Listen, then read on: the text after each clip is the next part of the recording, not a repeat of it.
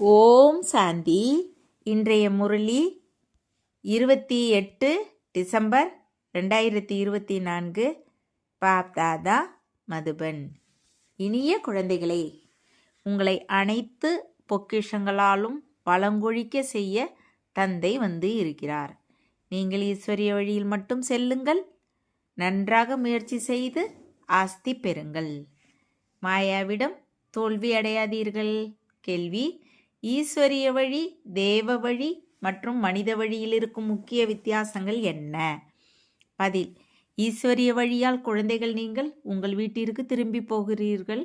பிறகு புதிய உலகில் உயர்ந்த பதவி பெறுகிறீர்கள். தேவ வழியால் நீங்கள் சதா சுகமாக இருக்கிறீர்கள். ஏனென்றால் அதுவும் இந்த நேரம் தந்தையிடமிருந்து கிடைத்திருக்கும் வழியாக இருக்கிறது. இருந்தும் கீழே இறங்கவே செய்கிறீர்கள். மனித வழி துக்கம் பெற வைக்கிறது. ஈஸ்வரிய வழியில் நடப்பதற்கு முதலில் பாடம் கற்பிக்கும் தந்தையிடம் முழு நம்பிக்கை இருக்க வேண்டும். ஓம் சாந்தி. நான் ஆத்மா சாந்த ஸ்வரூபம் என்று தந்தை அர்த்தத்தை புரிய வைத்து இருக்கிறார். எப்போது ஓம் சாந்தி என்று சொல்லப்படுகிறதோ அப்போது ஆத்மாவிற்கு தனது வீடு நினைவிற்கு வருகிறது. நான் ஆத்மா சாந்த ஸ்வரூபமாக இருக்கிறேன். பிறகு எப்போது அபயங்கள் கிடைக்குமோ அப்போது டாக்கி ஆகிறது. அவயங்கள் முதலில் சிறியதாக இருக்கின்றன, பிறகு பெரிதாகின்றன. இப்போது பரமபிதா பரமாத்மா நிராகாரராக இருக்கிறார். டாக்கி ஆவதற்காக அவருக்கும் ரதம் தேவை.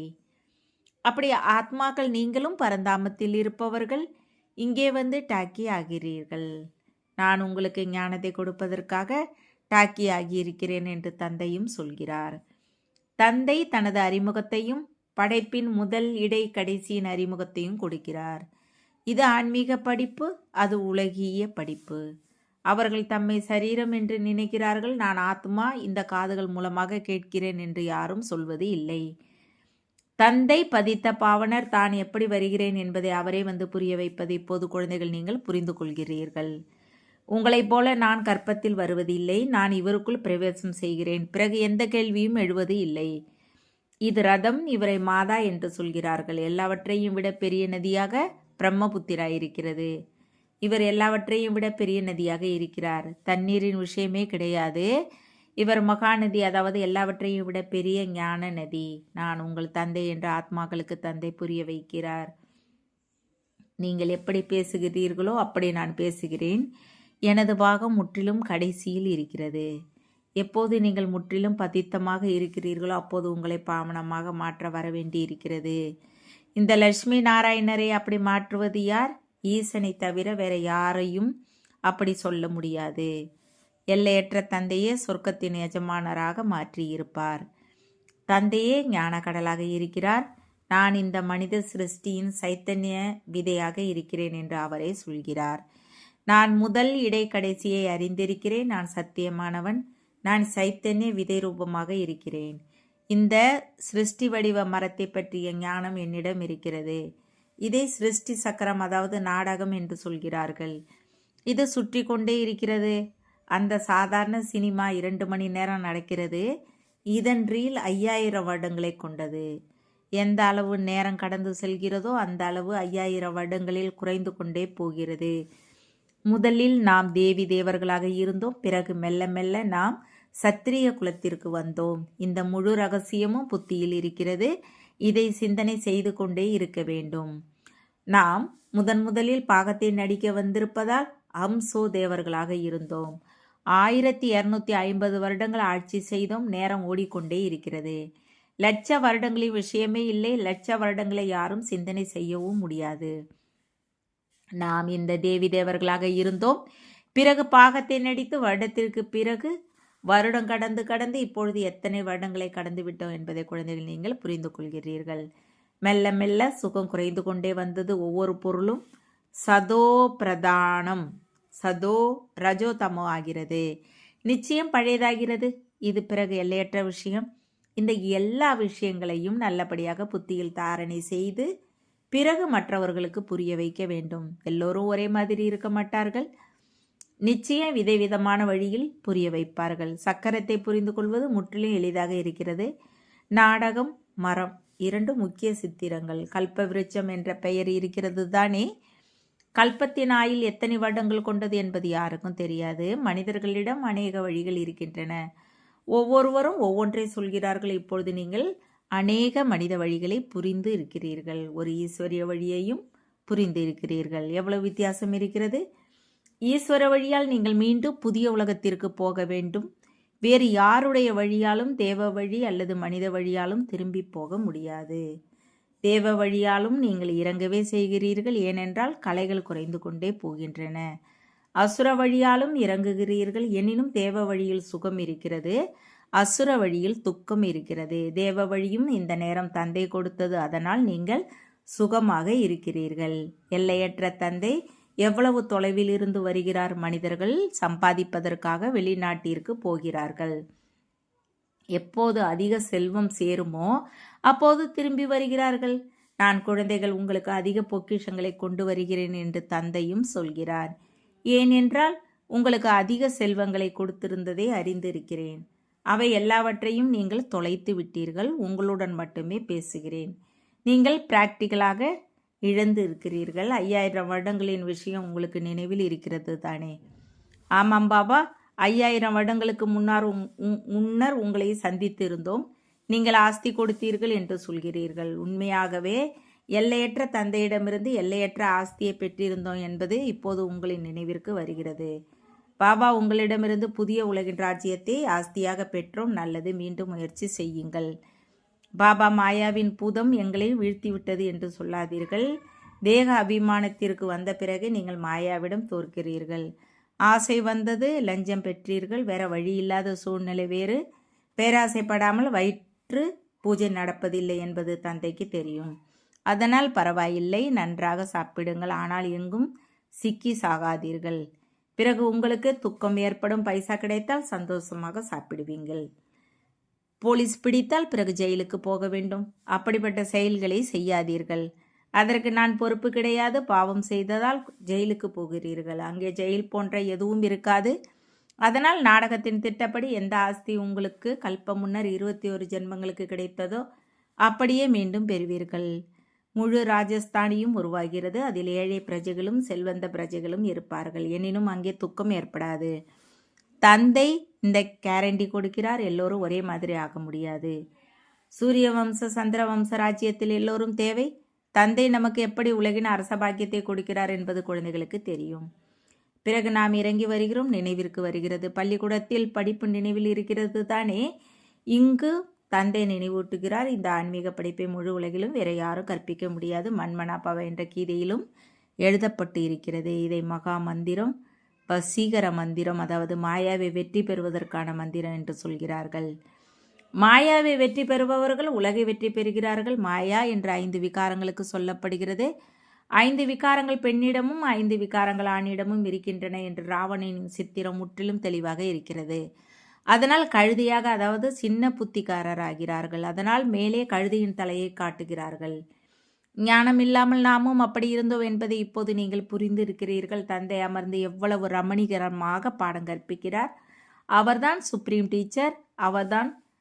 அவரிடமிருந்து நாம் எதை படிக்கிறோமோ அதை பிறகு மற்றவர்களுக்கு சொல்கிறோம். முதலில் கற்பிப்பவரின் நம்பிக்கை வைக்க வேண்டும். தந்தை எங்களுக்கு இதை புரிய வைத்தார். இப்போது ஏற்பதும் ஏற்காததும் உங்கள் விருப்பம் என்று சொல்லுங்கள். இவர் எல்லையற்ற தந்தை. ஸ்ரீமத்தை உயர்ந்தவராக மாற்றுகிறது. அதனால் உயர்ந்த புதிய உலகமும் நிச்சயம் தேவை. நாம் குப்பையான உலகில் அமர்ந்து இருக்கிறோம் என்பதை இப்போது நீங்கள் புரிந்து இருக்கிறீர்கள். இதை வேற யாரும் புரிந்து கொள்ள முடியாது. அங்கே நாம் சொர்க்கத்தில் சதா சுகமாக இருந்தோம். இங்கே நரகத்தில் எவ்வளவு துக்கம் இருக்கிறது. இதை நரகம் என்றும் சொல்லலாம், விஷ வைத்திரணி நதி என்றும் சொல்லலாம். பழைய உலகம் சிச்சியாக இருக்கிறது. சத்தியுக சொர்க்கம் எங்கே, கலியுக நரகம் எங்கே என்பதை இப்போது நீங்கள் உணர்கிறீர்கள். சொர்க்கத்தை உலகின் அதிசயம் என்று சொல்கிறார்கள். திரேத்தாவையும் அப்படி சொல்வதில்லை. இங்கே இந்த அழுக்கான உலகில் இருப்பதற்கு மனிதர்களுக்கு எவ்வளவு மகிழ்ச்சி ஏற்படுகிறது. விஷ புழுக்களை குளவி பூம்பும் என ரீங்காரம் செய்து தனக்கு சமமாக மாற்றுகிறது. நீங்களும் குப்பையில் கிடந்தீர்கள். நான் வந்து பூமும் செய்து உங்களை புழுக்களிலிருந்து, அதாவது சூத்திரரிலிருந்து பிராமணர்களாக மாற்றி இருக்கிறேன். இப்போது நீங்களே இரட்டை கிரீடதாரி ஆகிறீர்கள். அதனால் எவ்வளவு மகிழ்ச்சி இருக்க வேண்டும். முயற்சியும் முழுமையாக செய்ய வேண்டும். எல்லையற்ற தந்தை விளக்கத்தை மிக எளிதாக கொடுக்கிறார். தந்தை உண்மையை சொல்கிறார் என்று உள்ளத்திலும் தோன்றுகிறது. இந்த நேரம் எல்லோரும் மாயாவின் புதைக்குழியில் சிக்கியிருக்கிறார்கள். வெளிப்புற ஷோ எவ்வளவு இருக்கிறது. நான் உங்களை புதைக்குழியிலிருந்து காப்பாற்றுகிறேன், சொர்க்கத்திற்கு அழைத்து செல்கிறேன். சொர்க்கத்தின் பெயரை கேட்டு இருக்கிறீர்கள், இப்போது சொர்க்கமே இல்லை, இந்த சித்திரம் மட்டும் இருக்கிறது. இந்த சொர்க்கத்தின் எஜமானர்கள் எவ்வளவு செல்வந்தராக இருந்தார்கள். இவர் பக்தி மார்க்கத்தில் தினந்தோறும் கோவிலுக்கு சென்றார். எனினும் இந்த ஞானம் எதுவும் இருக்கவில்லை. பாரதத்தில் இந்த ஆதி சனாதன தேவி தேவர் தர்மம் இருந்தது என்பதை இப்போது நீங்கள் புரிந்து கொள்கிறீர்கள். இவர்களின் ராஜ்யம் எப்போது இருந்தது என்பது யாருக்கும் தெரியாது. தேவி தேவர் தர்மத்திற்கு பதிலாக இப்போது இந்து இந்து என்று சொல்லிக்கொண்டே இருக்கிறார்கள். ஆரம்பத்தில் இந்து மகா சபையின் பிரசிடென்ட் வந்தார். நான் விகாரியாக அசுரராக இருக்கிறேன், என்னை எப்படி தேவதை என்று சொல்ல முடியும் என்று சொன்னார். நல்லது, நீங்கள் வந்தால் தேவி தேவர் தர்மத்தின் ஸ்தாபனை மீண்டும் எப்படி நடந்து கொண்டிருக்கிறது என்பதை பற்றி உங்களுக்கு புரிய வைப்போம். நாங்கள் உங்களை சொர்க்கத்திற்கு எஜமானராக மாற்றுவோம், அமர்ந்து கற்றுக்கொள்ளுங்கள் என்று சொல்லப்பட்டது. அப்போது தாதாஜி நேரம் எங்கே இருக்கிறது என்று சொன்னார். நேரம் இல்லை என்றால் பிறகு எப்படி தேவதா ஆக முடியும்? இது படிப்பு பாவம். அவரது தலையெழுத்தில் இல்லை, இறந்து விட்டார். அவர் ஏதாவது பிரஜையாக வருவார் என்றும் சொல்ல முடியாது. இல்லை, அப்படியே இங்கே வந்தார். இங்கே பவித்திரத்தின் ஞானம் கிடைக்கிறது என்று கேள்விப்பட்டேன் என்றார். எனினும் சத்தியுகத்திற்கு வர முடியாது, மீண்டும் இந்து தர்மத்தில் தான் வருவார். மாயா மிக பிரபலமாக இருப்பதை குழந்தைகள் நீங்கள் புரிந்து இருக்கிறீர்கள். ஏதாவது தவறை செய்ய வைத்து கொண்டே இருக்கிறது. எப்போதாவது ஏதாவது தலைகீழ் பாவம் செய்துவிட்டால் தந்தையிடம் உண்மையான உள்ளத்தோடு சொல்ல வேண்டும். ராவண உலகில் பாவங்கள் நடந்து கொண்டு இருக்கின்றன, நாங்கள் ஜென்ம ஜென்ம பாவிகள் என்று சொல்கிறார்கள். இப்படி சொன்னது யார்?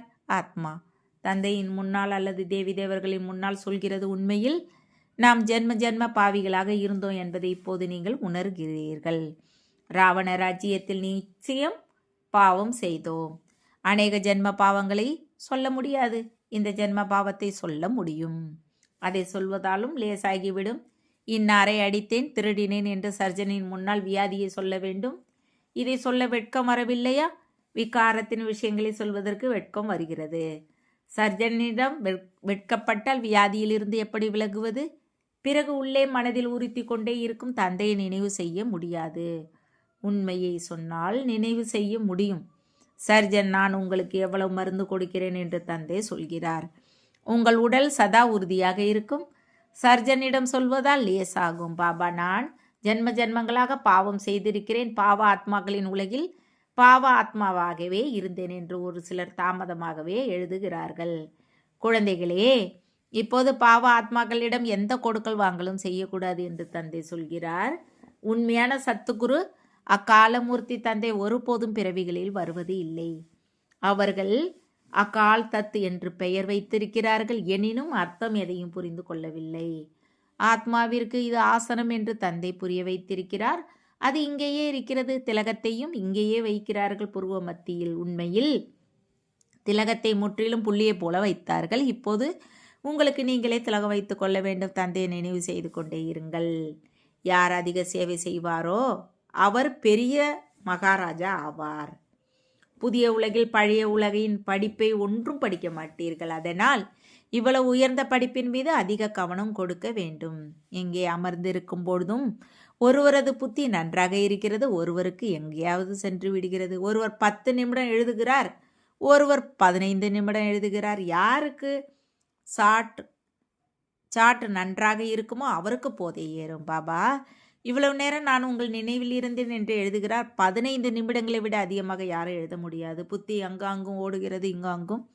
ஒருவேளை எல்லோரும் ஒரே ரசனையில் இருந்தால் பிறகு கர்மாதீத்து நிலை ஏற்பட்டுவிடும். தந்தை எவ்வளவு இனிமையான அன்பான விஷயங்களை சொல்கிறார். இப்படி எந்த குருவும் கற்பிக்கவில்லை. குருவிடமிருந்து ஒருவர் மட்டும் கற்க மாட்டார். குருவிடமிருந்து ஆயிரக்கணக்கானவர்கள் கற்பார்கள். சத்குருவிடமிருந்து நீங்கள் எத்தனை பேர் கற்கிறீர்கள்? இதுதான் மாயாவை வசப்படுத்தும் மந்திரம். மாயா என்று 5 விகாரங்களுக்கு சொல்லப்படுகிறது. பணத்தை செல்வம் என்று சொல்கிறார்கள். லட்சுமி நாராயணரை சொல்லும் பொழுது அவர்களிடம் அதிக செல்வம் இருந்தது என்று சொல்வார்கள். லட்சுமி நாராயணரை ஒருபோதும் தாய் தந்தை என்று சொல்ல மாட்டார்கள். ஆதிதேவர் ஆதிதேவியை ஜகத்பிதா ஜகத்தம்பா என்று சொல்கிறார்கள். இவர்களை இல்லை, இவர்கள் சொர்க்கத்தின் எஜமானர்கள். அழியாத ஞான செல்வத்தை பெற்று நாம் இவ்வளவு பெரிய செல்வந்தரானோம். அம்பாளிடம் அநேக ஆசைகளை எடுத்துக்கொண்டு போகிறார்கள். லட்சுமியிடம் செல்வத்திற்காக மட்டும் போகிறார்கள், வேறு எதுவும் கிடையாது. அதனால் யார் பெரியவராக இருக்கிறார்? அம்பாளிடமிருந்து என்ன கிடைக்கும், லட்சுமியிடமிருந்து என்ன கிடைக்கும் என்பது யாருக்கும் தெரியாது. லட்சுமியிடமிருந்து செல்வத்தை மட்டும் கேட்கிறார்கள். அம்பாளிடமிருந்து உங்களுக்கு எல்லாம் கிடைக்கின்றன. அம்பாளின் பெயர் அதிகமாக இருக்கிறது. ஏனென்றால் மாதர்களுக்கு அதிக துக்கத்தை சகித்து கொள்ள வேண்டி இருக்கிறது. அதனால் மாதர்களுக்கு அதிக பெயர் கிடைக்கிறது. நல்லது இருந்தும் தந்தையை நினைவு செய்தால் பாவனமாக மாறுவீர்கள் என்று தந்தை சொல்கிறார். சக்கரத்தை நினைவு செய்யுங்கள், தெய்வீக குணங்களை தாரணை செய்யுங்கள், பலரை தனக்கு சமமாக மாற்றுங்கள். காட் பாதருக்கு நீங்கள் மாணவர்கள். கல்பம் முன்னால் ஆகியிருந்தீர்கள், இப்போது மீண்டும் அதே குறிக்கோள் இருக்கிறது. இது சத்திய நாராயணனிலிருந்து நாராயணன் ஆவதற்கான கதை. நல்லது. இனிமையிலும் இனிமையான காணாமல் போய் கண்டெடுக்கப்பட்ட செல்ல குழந்தைகளுக்கு தாய் தந்தை பாப்தாதாவின் அன்பு நினைவுகள் மற்றும் காலை வணக்கம். ஆன்மீக குழந்தைகளுக்கு ஆன்மீக தந்தை நமஸ்காரம். ஆன்மீக தந்தைக்கு ஆன்மீக குழந்தைகளை அன்பு நினைவுகள் மற்றும் நமஸ்தே. தாரணைக்கான முக்கிய சாரம்: 1. உங்கள் வியாதியை சர்ஜனிடம் ஒருபோதும் மறைக்கக்கூடாது. மாயாவின் பூதங்களிடமிருந்து தன்னை காத்து கொள்ள வேண்டும். தனக்கு ராஜதிலகத்தை கொடுப்பதற்கு நிச்சயம் சேவை செய்ய வேண்டும். 2. தன்னை அழியாத ஞான செல்வத்தால் செல்வந்தராக மாற்ற வேண்டும். இப்பொழுது பாவ ஆத்மாக்களோடு கொடுக்கல் வாங்கல் செய்யக்கூடாது. படிப்பின் மீது முழுமையாக கவனம் கொடுக்க வேண்டும். வரதானம்: இந்த கல்யாண்காரி யுகத்தில் அனைவருக்கும் நன்மை செய்யும் இயற்கை வென்றவர், மாயாவை வென்றவர் ஆகுக. சங்கம யுகம் கல்யாணகாரி யுகம் என்று சொல்லப்படுகிறது. இந்த யுகத்தில் நான் கல்யாண்காரி ஆத்மா என்று சுயமரியாதை சதா நினைவில் இருக்க வேண்டும். முதலில் தனக்கு நன்மை செய்து கொள்வதும் பிறகு அனைவருக்கும் நன்மை செய்வதும் எனது காரியமாக இருக்கிறது. மனித ஆத்மாக்களுக்கு மட்டுமல்லாமல் நாம் இயற்கைக்கும் நன்மை செய்பவர்கள். எனவே இயற்கையை வென்றவர், மாயாவை வென்றவர் என்று சொல்கிறார்கள். எப்போது ஆத்மா புருஷர் இயற்கையை வெற்றி பெறுமோ அப்போது இயற்கை சுகமளிப்பதாக மாறிவிடும். இயற்கை அல்லது மாயாவின் தடுமாற்றத்திற்கு ஆளாக முடியாது. அவர்களுக்கு தீமையான வாயு மண்டலத்தின் பிரபாவம் ஏற்பட முடியாது. ஸ்லோகன்: ஒருவர் பிறரின் சிந்தனைக்கு மதிப்பு கொடுத்தால் மதிப்புக்குரிய ஆத்மா ஆவீர்கள். ஓம் சாந்தி. தேங்க்ஸ் பாபா.